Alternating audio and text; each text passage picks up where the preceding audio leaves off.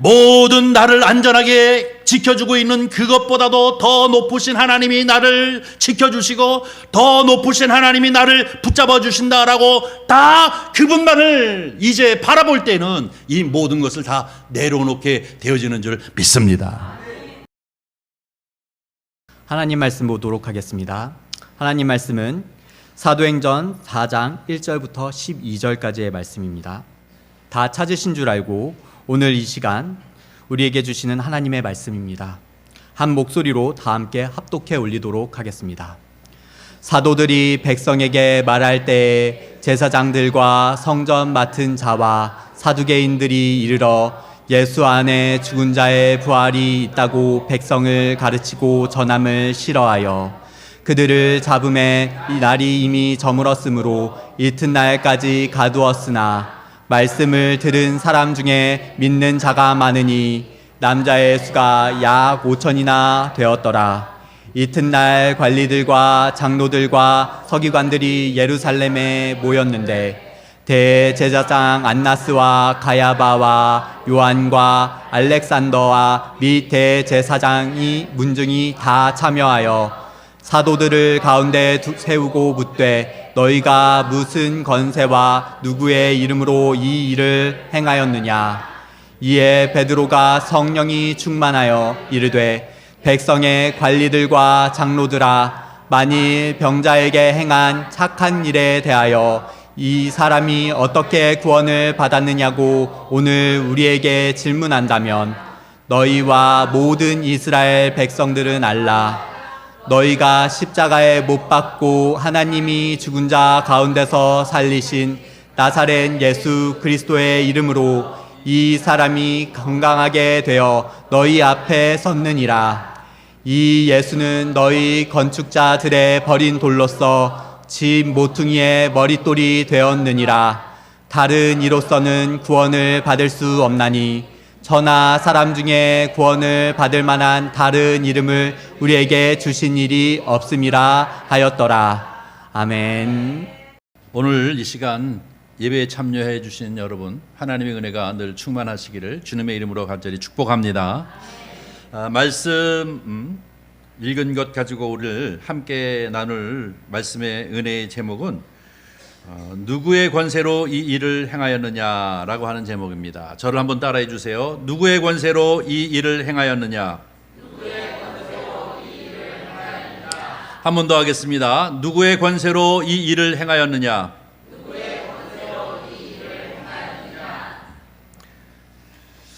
사도행전 4장을 오늘 1절부터 12절까지 함께 읽었습니다. 이 4장은 3장에 나오는 나면서부터 한 번도 걸어보지 못한 사람이 바로 이 베드로와 요한을 만나서 내게는 은과 금은 없지만 내게 있는 것은 예수 그리스도이니 그 이름으로 일어나 걸으라 라고 하는 이 소리를 듣고 그 기적을 경험하면서 예수 그리스도께서 역사하심을 통해서 그가 구원함을 받게 되어집니다. 이 사건이 4장에 들어오면서 어떻게 변해지는가 하면 이 사건이 결국은 핍박의 시작으로 변하게 되어집니다. 4장은 복음을 전파하면서부터 제일 첫 번째 공식적으로 핍박이 일어나는 것을 기록하고 있는 사건이 사도행전 4장입니다. 복음에서 오늘 본문 보면 1절서부터 4절까지 말씀을 가만히 보니까요, 베드로가 아직 막 복음을 전하고 있을 이때에 제사장 그리고 성전 맡은 사람 그리고 사두개인들 이들이 다 같이 몰려와서 예수 그리스도가 죽은 자 가운데서 다시 살아나셨다라고 가르치는 것을 몹시 못마땅하게 여겼습니다. 그래서 오늘 본문 말씀에 보니까 뭐라고 얘기하면 싫어했다라고 이렇게 표현하고 있는데요, 예수 그리스도의 이름을 그리고 그분이 부활하셔서 살아나셨다라고 이렇게 전하는 베드로의 이 메시지를 너무나도 듣기 싫어서 와르르 몰려든 것입니다. 왜냐하면 싫어했다라고 이렇게 표현하는데요, 이건 사실은 순화되어진 표현이고요, 헬라적인 의미로는 격분해서라고 해요. 격분했다라고 하는 표현을 쓰고 있는 것입니다. 그러나 그럼에도 불구하고 어떻게 되어집니까? 이 베드로의 말씀을 들은 사람들이 남자들만 5천 명이 회개하고 예수 그리스도를 믿었더라라고 이렇게 본문 말씀은 얘기하고 있습니다. 사랑하는 성도 여러분, 복음이 전파되어지는 곳에는 늘 핍박이 있습니다. 우리나라도 마찬가지고 어느 나라를 막론하고 다 마찬가지입니다. 중국에도 그랬고 또 그런가 하면 영국, 독일, 미국 언제나 복음이 들어갈 때 그 초창기에 보면은 핍박이 상당히 많았던 것을 볼 수가 있습니다. 그러나 여러분 보십시오. 마찬가지로 복음도 이 세상을 가만 놔두지 않고 언제나 복음이 계속해서 전파되어져서 세상을 변화시키려고 했던 것이 바로 이 복음의 능력인 줄 믿습니다. 우리는 이것을 뭐라고 얘기하고 있느냐면 영적 전쟁이라고 얘기하고 있습니다. 예수 그리스도의 복음이 전파되어지는 것마다 핍박이 되어졌고, 그러나 그럼에도 불구하고 거기서 바로 구원의 역사가 일어났기 때문에 바로 이것을 우리는 영적 싸움 혹은 영적 전쟁이라고 이렇게 얘기합니다. 핍박이 온다는 것은 너무나도 당연한 것입니다. 그러나 복음을 전하는 사람, 다시 말해서 복음을 전하는 사람은 가두어서 그들을 이제 힘들게 하게는 했지만 이미 선포되어진 복음을 막을 수는 없었습니다. 오늘 본문 말씀에도 베드로의 입에서 나온 이 복음의 선포는 결국 입에서부터 나온 그 이후에 이 복음의 능력은 성령의 소유가 되어져서 5천 명의 사람들, 남자들만 5천 명이라고 얘기하고 있는데 그 외에 더 많은 사람들이 회개하고 예수 그리스도를 믿게 되어지는 변화의 역사가 일어나게 되어진 줄 믿습니다. 이것은 아마도 대한민국에서나 아니면 또 혹은 저와 여러분도 선포되어진 주님의 말씀 앞에 우리가 성령이 충만하고 회개를 하고 그리고 구원함을 받게 되어진 줄 믿습니다. 오늘 본문 말씀에 보면 황당한 일이 하나 있는데요. 왜 그들이 핍박을 해왔는가 하는 이 핍박의 내용에 관한 이야기를 하고 있는데요. 왜 핍박을 했습니까? 못 걷던 사람이 걷게 되어져서 핍박을 했을까요? 못 걷던 사람, 나면서부터 한 번도 걸어보지 못해서 다른 사람에 의해서 전전긍긍하면서 삶을 살아왔던 이 사람이 예수 그리스도의 이름으로 걷게 되어진 것이 핍박의 대상이 되어지는 건가요? 여러분, 못 걷던 사람이 걷는다는 것은 새 생명을 힘입은 것입니다. 못 걷던 사람이 걷는다는 것은 축복이요, 이것은 그에게 있어서 큰 희망입니다. 그러나 이 사실을 싫어하는 사람이 있었다는 것이지 않아요? 격분할 정도로 싫어하고 불편하게 여기는 사람들이 있었습니다. 오늘 본문 말씀을 가만히 보니까 여러 형태의 사람들이, 서기관들 그리고 성전 맡은 사람들, 많은 사람들을 얘기하고 있는데 그 중에 두드러진 사람 그룹이 하나 있는데요. 그게 누구냐면 사두개인입니다. 바리새인, 사두개인이 그때 당시에 대표적인데, 바리새인은 예수 그리스도를 십자가에 못 박아 죽게 한 유대인이라고 얘기하고 있는 이 바리새인들, 그들은 율법도 믿었고 부활도 믿었고 그런가 하면 바로 이 장로들의 전통도 믿었던 사람들입니다. 그런데 유독 오늘 이 베드로의 메시지 앞에, 그리고 이 놀라운 회개의 역사를 이루는 것 앞에 너무너무 싫어하는 사람들이 하나 있었는데 그 중에 대표적인 사람들이 사두개인들이었습니다. 사두개인들은 당시의 귀족들입니다. 그들은 율법과 하나님을 믿었습니다. 그런데 그들이 믿지 않았던 것이 있습니다. 뭐냐면 기적을 믿지 않았습니다. 영적 세계도 믿지 않았습니다. 부활도 부인했습니다. 그들은 종교적 합리주의자입니다.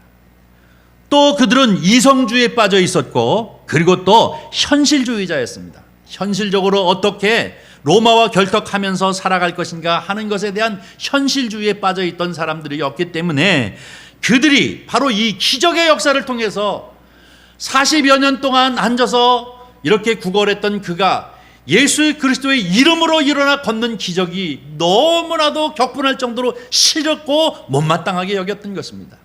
그래서 그를 중심으로 많은 그룹들이 다 같이 함께 모여왔습니다.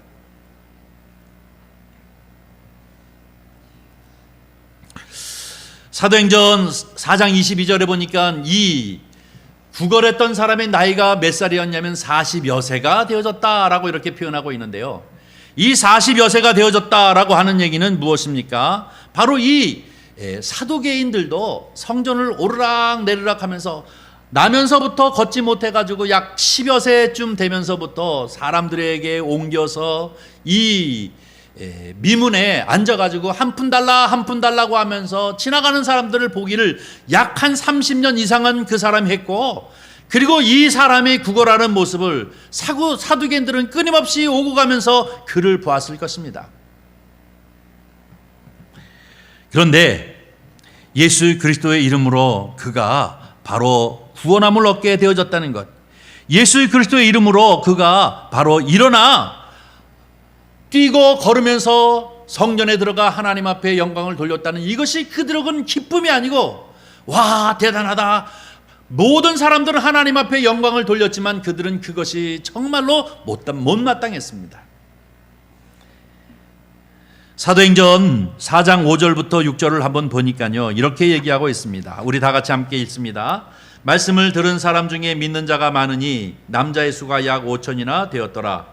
이튿날 관리들과 장로들과 서기관들이 예루살렘에 모였는데 대제사장 안나스와 가야바와 요한과 알렉산더와 및 대제사장의 문중이 다 참여하여, 난리난 사람들이 여기 다, 야 이거 큰일 났네, 보통 일이 아니구나, 정말로 큰일 났네. 자기들 종교적 중심에 서 있었던 사람들인데 바로 예수 그리스도의 그 이름으로 기적의 역사가 나타나므로 자기들의 위기감에 몰려있는 것 때문에 그들은 이것이 몹시 불편한 심정이었습니다. 격분하리만큼. 그래서 아직까지 베드로가 말씀을 가르치고 있는 이 중에 그들이 와르르 몰려와가지고 이 베드로와 요한을 잡아가는 모습이 오늘 본문 말씀에 있게 되어지는 것을 볼 수 있습니다. 사도행전 4장 7절 말씀을 보니까 뭐라고 얘기합니까? 사도들을 가운데 세우고 묻되 너희가 무슨 권세와 누구의 이름으로 이 일을 행하느냐? 누구의 권세로 이 일을 행하느냐 이거예요. 자기네들한테 허락도 받지 않고 왜 이 일을 행하느냐 이거예요.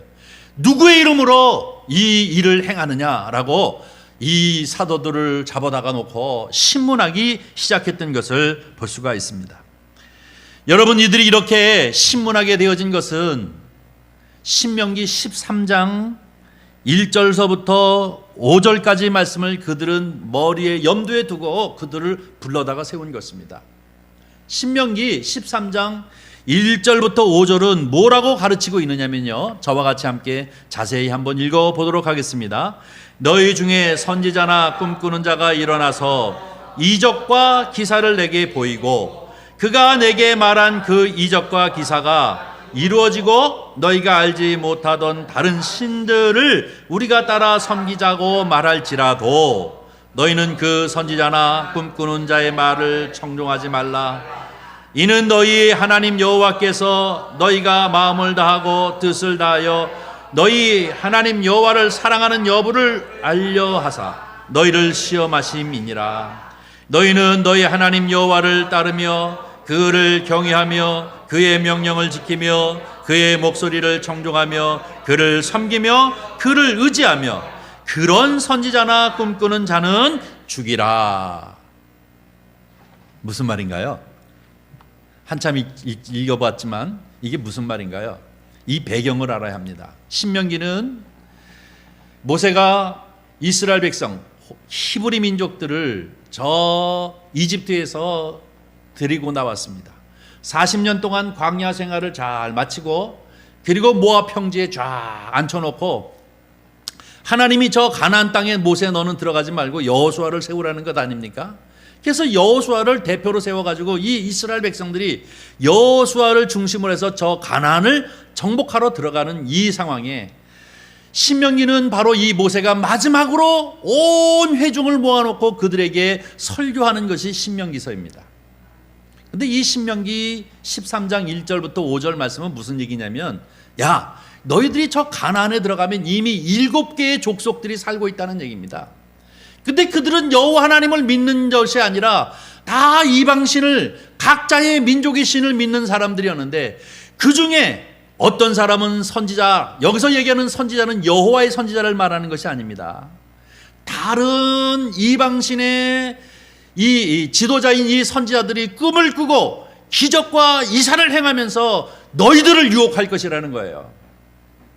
그런데 너희는 여호와 하나님만을 믿고 여호와 하나님의 말씀에 청종하고 여호와 하나님 말씀에 인도함을 받고 살면서 이 꿈꾸고 기사 이적을 행하는 이 모든 사람들의 그 말에 청종하지 말고 그들을 죽이라는 거예요. 믿음을 지키라 라고 하는 얘기입니다. 그런데 어떻게 이 사두개인들과 여기 몰려있는 사람들이 이 말씀을 떠올리고 베드로와 요한을 이 말씀에 적용시켜서 죽이고 싶은 거예요. 뭐예요?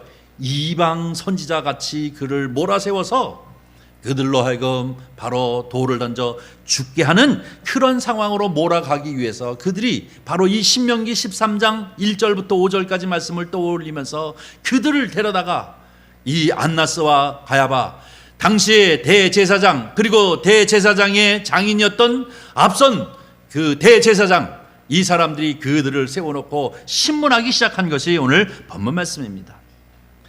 그러면서 얘기하기를 뭐라고 얘기합니까? 어찌하여 누구의 권세로, 누구의 허락을 받고 누구의 이름으로 이 일을 시행했느냐?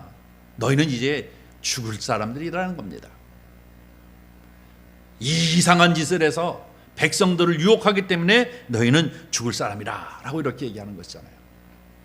그런데 오늘 본문 말씀을 읽으면 정말로 우리에게 힘이 나는 이유는 무엇이냐면, 성령이 충만한 베드로가 담대하게 자기 자신을 변호하고 있습니다. 어떻게 변호합니까? 사도행전 4장 8절서부터 12절을 보겠습니다. 우리 다 같이 읽습니다. 이에 베드로가 성령이 충만하여 이르되, 백성의 관리들과 장로들아, 만일 병자에게 행한 착한 일에 대하여 이 사람이 어떻게 구원을 받았느냐고 오늘 우리에게 질문한다면, 너희와 모든 이스라엘 백성들은 알라. 너희가 십자가에 못 박고 하나님이 죽은 자 가운데에서 살리신 나사렛 예수 그리스도의 이름으로 이 사람이 건강하게 되어 너희 앞에 섰느니라. 이 예수는 너희의 건축자들의 버린 돌로서 집 모퉁이의 머릿돌이 되었느니라. 다른 이로서는 구원을 받을 수 없나니 천하 사람 중에 구원을 받을 만한 다른 이름을 우리에게 주신 일이 없음이라 하였더라. 아멘. 대단하잖아요. 베드로 대단하잖아요. 담대하게 지금 변론하고 있습니다. 두 가지로 얘기하고 있습니다. 제일 첫 번째가 뭡니까? 너희가 지금 못 걷는 사람을 걷게 되어졌다는 것 때문에 지금 나한테 그러느냐? 못 걷는 사람을 걷게 되어진 것 때문에 누구의 이름으로 이 일을 행했느냐라고 나한테 물어보는데, 못 걷던, 나면서부터 못 걷던 이 사람이 걷게 되어진 것이 지금 문제가 되어져 가지고 나한테 물어보는 거냐? 그러면 온 이스라엘 백성들아 알라라고 얘기하면서 뭡니까? 누구의 이름으로? 예수의 이름으로. 그 예수의 이름이 뭡니까? 너희가 십자가에 못 박힌 예수 그리스도께서 하나님이 그를 죽은 자 가운데 살리신 그 이름으로 이 사람이 나았다는 얘기예요. 누구의 이름으로요? 예수의 이름으로. 너희가 십자가에 못 박으라 못 박으라 해서 죽게 한 그 예수 그리스도를 전능하신 하나님께서 그를 살려 부활하신 그 이름으로 그를 이제 낫게 하셨다. 그 이름으로 우리가 그를 낫게 했다는 것입니다. 이 얘기는 무슨 얘기를 말합니까? 오직 예수 그리스도만이 우리의 구주시라는 것입니다. 우리를 구원할 그 이름은 예수 그리스도라는 것입니다. 다른 이름으로서는 구원받을 수 있는 그 어떤 이름도 없고 오직 누구요? 예수 그리스도. 그분으로만 구원함을 얻을 수 있다라고 담대하게 얘기하고 있습니다. 믿습니까? 두 번째로 또 얘기한 것이 있죠. 또 하나는 뭐예요? 너희 건축자들이 버린 돌을 진 모퉁이 돌로 삼으셨다는 것입니다. 너희가 예수 그리스도를 마치 큰 건물을 지는데 아주 좋은 요긴한 이 돌을 집어 던져 버렸어. 불필요하다고 십자가에 못 박아 죽게 했는데 하나님께서 그 돌을 집에 모퉁이 돌로 삼으셨다는 얘기는 뭡니까? 예수 그리스도를 이제 새로운 성전으로 삼으셨다. 이 메시지가 두 번째 얘기하고 있는 것을 볼 수가 있습니다. 사랑하는 성도 여러분, 요한복음 18장에 보니까요, 예수님이 잡히시는 모습을 우리에게 소개하고 있는데요. 예수님께서 바로 잡히셔서 이 안나스 그리고 또 빌라도, 가야바 이 집을 이리저리 끌려다니면서 신문을 받을 때가 있었습니다. 오늘 여기 나오는 이 안나스와 가야바가 그때 그 사람입니다. 수십 년 지난 일이 아닙니다. 지금 1년도 채 지나지기 전에 이미 있었어요. 몇 달 전에 일어났던 일입니다. 그때 바로 이 안나스 그리고 가야바의 법정에 예수께서 이제 잡혀서 신문 당하실 그때 베드로의 모습이 어떠했습니까? 저 멀찌감치 서서 예수 그리스도께서 신문 당하시는 것을 멀찌감치 서서 보았습니다. 주변의 사람들이 너도 한 당이 아니냐? 너도 갈릴리 사람이 아니냐라고 했지는 깜짝 놀라가지고 나는 저 사람을 모른다 라고 부인했던 사람이 누구예요? 베드로입니다. 그런데 몇 달이 지나지 않아서 바로 이 베드로가 이 가야바 그리고 안나스에게 이끌려가지고 지금 신문을 당하고 있는 것입니다. 그런데 어떡합니까? 아주 담대하게 자기의 분명한 소신을, 자기 변명을 하고 있는 것이 바로 오늘 본문 말씀의 가장 주된 내용입니다. 사랑하는 성도 여러분, 성령 충만은 두 가지의 역사가 나타나는 것을 우리가 사도행전을 통해서 보는데요. 성령 충만한 그 결과는 제일 첫 번째가 뭡니까? 하나님의 마음, 예수 그리스도의 마음을 내 마음에 가져서 그를 불쌍히 여기는 거예요. 아테니죠. 기억나시죠? 그를 긍휼히 여기고 불쌍히 여기는 눈을 갖게 되어지는 것이 성령 충만함의 제일 첫 번째입니다. 30년 동안 왔다 갔다 하면서 그 사람을 늘 볼 때마다 동전 한 입 주는 것으로 끝났지만 예수 그리스도로 충만하니까, 성령으로 충만하니까 그 영혼이 불쌍하여서 예수의 이름으로 명하노니 일어나라 하고 그를 이제 치유하게 하는 역사를 이루는 것, 이것이 바로 불쌍히 여기는 눈, 불쌍히 여기는 예수 그리스도의 그 눈을 갖는 것이 바로 성령 충만함의 첫 번째입니다. 여러분은 어떠합니까? 여러분은 한 사람 한 심령마다 불쌍히 여기는 눈을 가지고 있습니까? 예수 그리스도를 알지 못하고 교회를 이해하지 못해서 핍박하는 가족, 예수 그리스도를 알지 못해서 이 직장 안에서도 여러 가지 어려움을 주는 이런 사람들 앞에 정말로 저 사람을 불쌍히 여겨서 기도할 때마다 그를 위해 기도하고, 할 수만 있는 대로 기회가 되어지면 그에게 예수 그리스도를 믿기를 권면하는 그러한 불쌍히 여기고 긍휼히 여기는 그 마음을 가지고 있습니까? 그 사람은 분명 성령 충만한 사람인 줄 믿습니다. 성령이 충만하면 선교가 시작되어집니다. 마가의 다락방에 120문녀에게 이 성령이 충만하게 되어지니까 온 유대와 사마리아와 땅끝까지 내 증인이 되리라 하신 주님의 말씀처럼 선교의 시작은 성령 충만이 바로 이 선교의 시작입니다. 이것은 한 영혼을 불쌍히 여기는 마음이 있기 때문에, 그 마음 가운데 성령의 충만함으로 한 영혼을 귀하게 여기는 마음이 있기 때문에 그 일을 감당하기 시작한 것이죠. 그러면서 핍박이 오게 되어지니까 두 번째로 무엇이 옵니까? 성령 충만하여 담대하더라. 할렐루야. 성령 충만하면 담대합니다. 사도행전 4장 13절 말씀을 잠깐 보겠습니다. 사도행전 4장 13절 우리 다 같이 함께 읽겠습니다. 시작. 그들이 베드로와 요한이 담대하게 말함을 보고 그들은 본래 학문이 없는 범인으로 알았다가 이상히 여기며 또 전에 예수와 함께 있던 줄 알고. 아멘. 깜짝 놀란 거예요. 적당히 신명기의 말씀을 올가미를 씌워서 죽여버리고 싶었었는데 말을 시켜보니까 담대하게, 비단 몇 달 전만 해도 저 멀찌감치 서 있던 베드로가 담대하게 그 신문장 앞에서 자기의 소신을 분명하게 얘기합니다. 서기관들, 성전 맡은 사람들, 사두개인들, 그리고 제사장들 들으라. 온 백성들이여 들으시오. 이 일이 바로 이렇게 되어진 겁니다 하고 이렇게 담대하게 얘기하는 것을 보고 신문을 하고 있는 이들도 깜짝 놀라고 거기에 함께 모여서 지켜보고 있는 백성들도 깜짝 놀랐습니다. 어떻게요? 베드로와 요한이 담대하게 말함을 보고 이 사람이 학문이 없는 범인이었음을 우리가 잘 알고 있고, 또 한 가지 발견한 것이 있어요. 또 전에 예수와 함께 있던 줄을 알고 라고 얘기하는 것은 뭡니까? 예수 그리스도, 그 사람이 빌라도 법정 앞에서 당당하게, 때로는 침묵하기도 하고 때로는 분명하게 바로 자기가 하나님 아들이라고 하는 것을 밝히는 이 모습을, 그들도 그 당당함을 보았는데 바로 그 사람과 같이 있었던 것이 바로 이 베드로요 제자였구나 하는 것을 그들이 그때 깨닫게 되어진 것을 볼 수가 있습니다. 사랑하는 성도 여러분, 바로 이 성령 충만함이라고 하는 것은 담대함입니다. 저와 여러분은 언제나 성령 충만하여 담대함을 갖는 그러한 축복의 은혜가 넘치시기를 주님의 이름으로 간절히 축원합니다. 여러분, 담대함은 어디서 옵니까? 내게 주어진 안전함을 포기할 때 비로소 자유함을 갖게 되어질 때 담대함을 느끼게 되어집니다.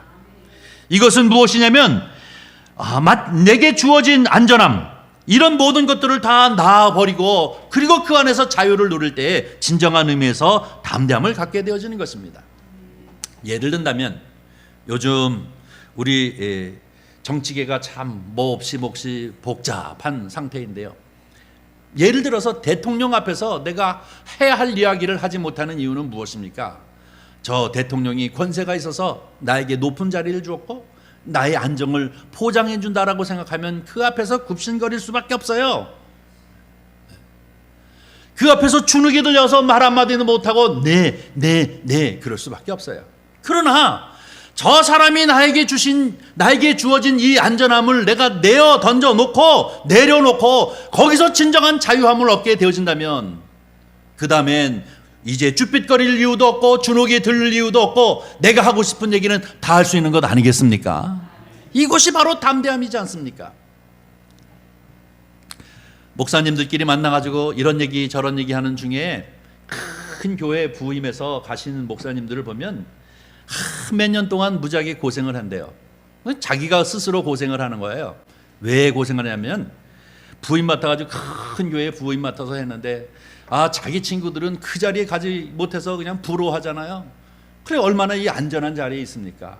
이 매 주일마다 설교를 하는데 설교를 준비할 때마다 복음의 말씀을 이렇게 준비할 때마다 이 얘기를 하면은 어느 장로님이 걸릴 것 같고 또 요 얘기를 하면 또 어느 권사님이 걸릴 것 같고, 그러니까 요리 피하고 저리 피하고 요리 피하고 저리 피하고 그래서 시험 들지 않는 설교만, 듣기 좋은 설교만 자꾸 해야 되니까 자꾸 스트레스가 쌓인다는 거예요.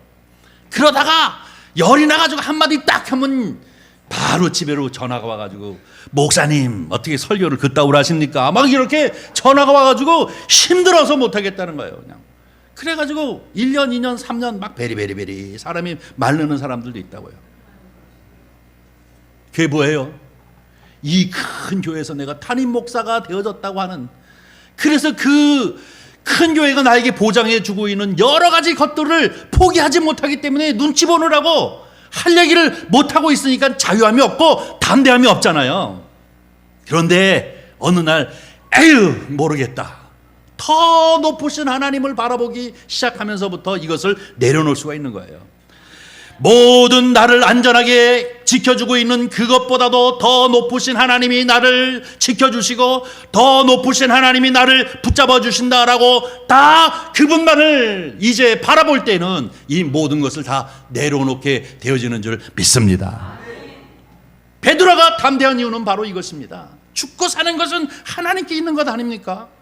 죽고 사는 것은 하나님께 있다고 하는 사실을 그는 분명히 알고, 그리고 내게 성령이 충만해서 깨닫게 되어지는 이 진리의 말씀을 내가 선포하지 아니하고는 그 영혼을 구원하는 일을 감당할 수 없게 되겠다고 하는 이 마음이 있기 때문에 그가 어떤 마음을 가집니까? 모든 것을 다 내려놓고 하나님만을 바라보면서 담대하게 이렇게 이제 그들 앞에서 얘기할 수 있는 것임을 볼 수가 있습니다.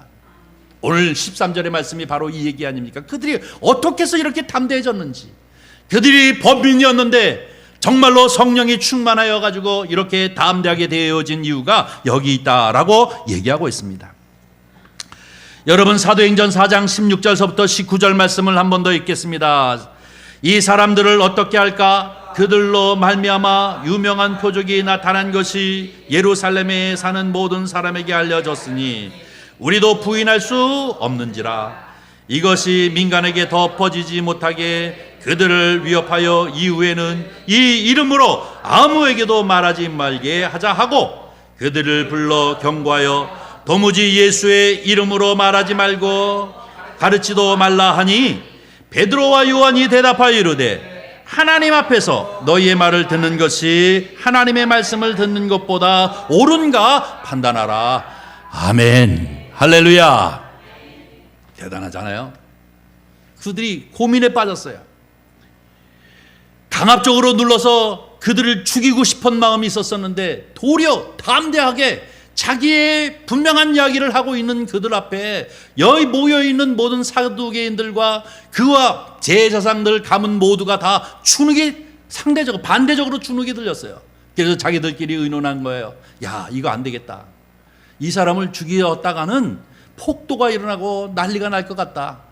이 놀라운 기적을 경험한 사람들, 그리고 그것 때문에 예수 그리스도를 믿기로 작정한 사람들이 수없이 많은데 이를 잘못 죽였다가는 도리어 우리가 큰 낭패를 당할 테니 이 사람들을 죽이지 말고 겁을 들이줘서 내어놓자라고 이렇게 결론을 내렸어요. 그리고 그들을 불러다가 다시 얘기합니다. 이제부터는 다시는 예수의 이름을 전하지 말라는 거예요. 그리고 그의 부활하심을 가르치지 말라라고 이렇게 얘기했더니 오늘 마지막에 19절 뭡니까? 베드로와 요한이 대답하여 이르되 하나님 앞에서 너희 말을 듣는 것이 하나님의 말씀을 듣는 것보다 옳은가 판단하라. 네 말 듣는 게 낫니? 하나님 말 듣는 게 낫니? 한 번 더 한번 판단해봐 하고 지금 이런 얘기 아닙니까? 너무나도 담대하잖아. 어떻게 이렇게 가능합니까? 성령 충만하기 때문입니다. 사랑하는 성도 여러분, 저와 여러분은 성령 충만한 성도가 되기를 주의 이름으로 간절히 축원합니다. 성령이 충만해야 한 영혼 한 영혼을 불쌍히 여기는 예수 그리스도의 눈을 갖게 되어집니다. 성령이 충만하면 진리 앞에 담대합니다. 세상적인 여러 것에 대하여 사로잡혀 가지고 우리가 이제 그것 때문에 자유함이 없이 주눅에 들려서 사는 것이 아니라 오직 예수 그리스도를 바라보며 주눅 들리지 아니하고 자유함 가운데에서 담대함을 가지고 살게 되어지는 줄 믿습니다. 여러분, 세상 사람들이 안전한 힘이 무엇이라고 생각합니까? 물질입니다. 돈 많으면, 재산 많으면 그 재산이 나를 안전하게 하고 그 재산이 나를 지켜준다고 생각하기 때문에 돈 하면서 살지 않습니까? 그러나 여러분, 이 물질을 잡고 그것만을 잡고 그것만을 신처럼 모시고 있는 사람들은 하나님이 보이지 않습니다. 정말 그래요. 비록 교회를 출석한다 할지라도 최고의 신은 돈이야 라고 하는 사람들은 하나님의 음성이 안 들려요. 듣고 싶은 것만 들려요. 그러나 이것을 내려놓고 더 크고 높으신, 더 크고 귀하신 하나님을 바라볼 수 있는 것은 이것을 내려놓을 때 비로소 그때부터 하나님의 음성이 들리기 시작되어지는 줄 믿습니다. 이것은 비단 물질만이 아닙니다. 우리에게 있어서 여러 가지 이제 나를 안전하게 하는 사람의 관계라든지 또 나를 안전하게 해주는 이제 권세라든지 또 나에게 안전하게 해주는 이제 물질이라든지 이런 것들을 붙잡고 있으면 우리는 담대함이 없을 수밖에 없습니다. 거기에 치사해지는 거예요. 거기에 목을 매일 수밖에 없습니다. 그러나 그보다 높으신 하나님, 생명의 주인이신 하나님, 물질의 주인이신 하나님, 사람과 관계 속에서도 회복의 주인이신 하나님을 바라볼 때 우리는 담대하게 되어질 줄 믿습니다. 저도 가끔 가다가 설교를 준비하다가 아유, 요 얘기는 하지 말아야지. 요 얘기 하다가 교회 또 어려움 생기면 안 되지. 이런 마음이 안 들겠어요? 설교자는 그런 갈등을 참 많이 해요. 그래서 어떤 목사님 그런 얘기 하더라고요. 성도의 형편을 많이 하면 고민이 많대요. 성도 형편을 모르는 게 그냥 성경에서 주시는 말씀을 막 강력하게 선포할 수 있는데 그 집은 이렇지 저 집은 저렇지 그러면 요래서 요쪽 피해가고 저긴 저쪽 피해가고 이렇게 되어진다고 합니다. 여러분, 우리는 어쨌든 성령 충만해서 오직 담대함을 가지고 위로 계신 하나님을 바라보면서 오늘을 살아가는 저와 여러분이 되어지기를 주님의 이름으로 간절히 축원합니다. 한 가지만 이야기하고 설교를 마치려고 합니다. 제가 신학을 처음 들어가니까 그 필독 도서 목록을 딱 주면서 한 학기에 5권씩 읽고 그 한 권씩 읽은 그 레포트를 써서 내라. 아무리 시험을 잘 보고 출석을 잘해서도 이 5개를 내지 않으면 학점을 주지 않겠다. 이렇게 얘기하더라고요.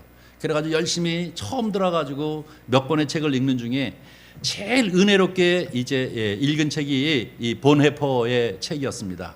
영혼에서 영혼까지라고 하는 책을 읽으면서 와, 이 양반 참 대단하다 하는 생각을 하게 되어졌는데요. 나중에 내가 목회를 하면서 가만히 생각해 보니까 그때 신학생들한테 왜 이것을 필독 도서로 읽히게 했나 하는 생각을 하면서 깨닫게 되어졌는데요. 여러분, 이 번헤퍼는 나치에 저항하다가 죽임을 당한 사람 아닙니까? 그래서 독일의 양심이라고 얘기했습니다.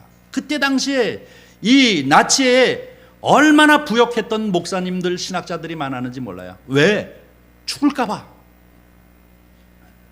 히틀러에게 죽음을 당할까 봐 히틀러를 갖다가 우상화시키는 일에 앞장섰던 신학자들 그리고 목회자들이 많았습니다. 그런데 끝까지 저항한 사람이 누구냐면 본헤퍼였습니다. 그가 결국은 나중에 나치에 의해서 죽임을 당하게 되어졌는데요. 이 나치에 의해서 죽임을 당하게 되었는 그가 있었던 이 죽음을 당한 곳이 어디냐면 브루센부르크라고 하는 곳에 죽임을 당하는데요. 그가 죽은 그 자리에 석판에 뭐라고 얘기하고 있냐면 그의 형제 가운데 예수 그리스도의 증인이었던 이 본헤퍼라고 이렇게 표현하고 있으면서 그는 1945년 4월 9일을 이 브루센부르크에서 죽다라고 이렇게 쓰여져 있습니다.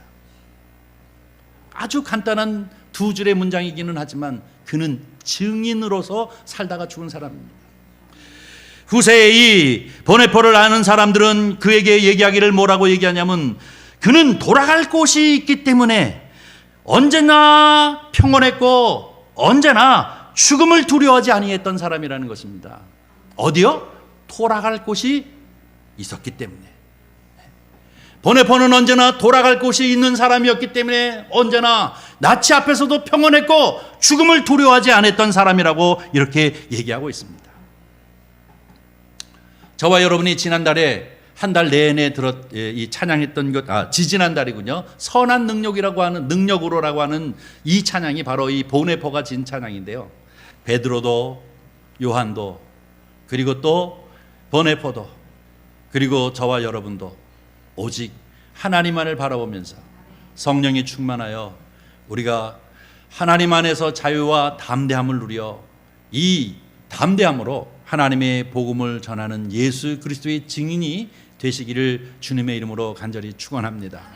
오늘 사도행전은 최초의 기적이 일어나면서 이 기적을 통하여 영적 싸움이 시작되어지는데 그 영적 싸움 앞에서 언제나 성령이 충만하여 담대하게 주만을 바라보면서 증인으로서 삶을 살아가고 있는 첫 번째의 모습을 우리에게 소개하고 있습니다.